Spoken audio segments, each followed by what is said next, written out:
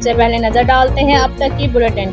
जी बिल्कुल, बिहाड़ी जिना रोड पर motorcycle rickshaw आपस में टकरा गए। तेज़ रफ्तारी के बहस से रिक्शा नाश्ता पॉइंट से जा टकराया। गर्म ऑयल गिरने से स्कूल जाने वाले 2 बच्चे झुलस गए। जी बिल्कुल, बिहाड़ी मुस्लिम टाउन के रहायशी बच्चों के वालिद मोहम्मद रिजवान ने बताया कि बच्चे अबू बकर और आरफा रिजवान सुबह तैयार होकर घर से स्कूल जाने के लिए रिक्शे पर जा रहे थे कि जिना रोड पर हादसा पेश आ गया और गर्म ऑयल गिरने से बच्चे शदीद झुलस गए।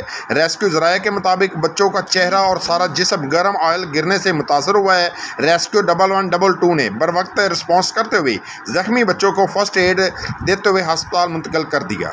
जी, कैमरामैन टीम के साथ मोहम्मद शमून नज़ीर, बिहाड़ी।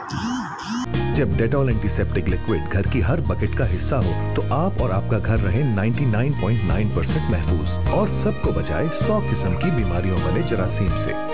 डेटॉल के रोजाना इस्तेमाल से मेरे अपने महफूज रहेंगे।